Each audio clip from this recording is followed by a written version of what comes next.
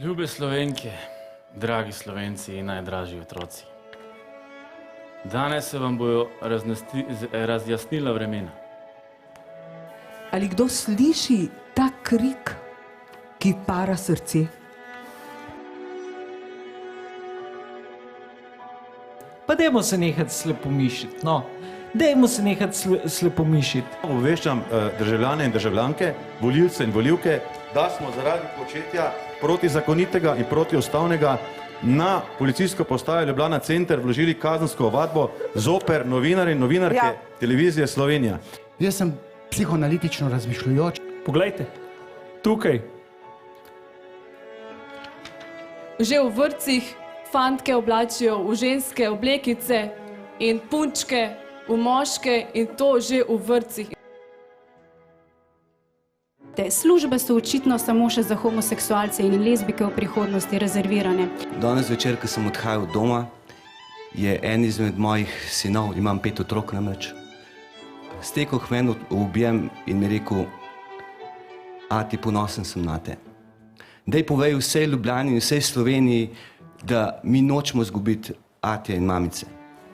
In vsi ti otroci bodo trgani iz najsvetejšega naročja matere. Učinki so grozljivi. Poroka je neko slavje, kar naredite ga, pa dajte plesati, pa se je veseliti. To je poučitev, kako se analitično sklepa. Ko hočemo kandidirati na volitvah, moramo izpolniti kvote, toliko in toliko moških, toliko in toliko žensk. A zdaj pa še za družine, a pri družini pa tega ne velja? Hvala lepa. Jaz sem psihoanalitično razmišljujoč. Doktor Frederik Fonsal, profesor biologije na Univerzi v Missouriju v Združenih državah Amerike, kot raziskovalec na področju razvojne biologije preučuje učinke naravnih hormonov in sintetičnih kemikalij s hormonskim delovanjem.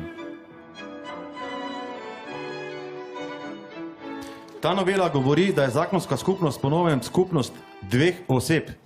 V pravu pa poznamo pravno osebo in fizično osebo. In ker to v zakonu ni definirano, se lahko poročita hipotetično sinica in drugi DNO kot pravna oseba in na drugi strani fizična oseba Karolina Kresal, na primer.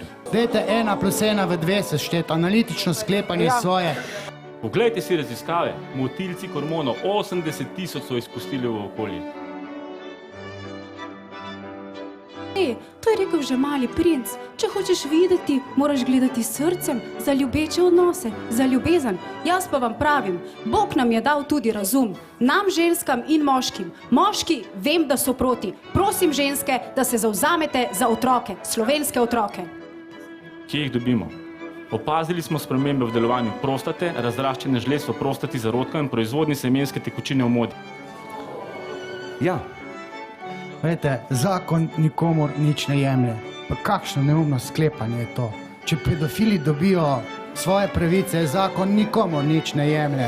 To je izvor vsega zla. Dobro, hvala. Žal mi je, Slovenci, glasujmo proti, ker smo Slovenci. Hvala lepa. 80 000.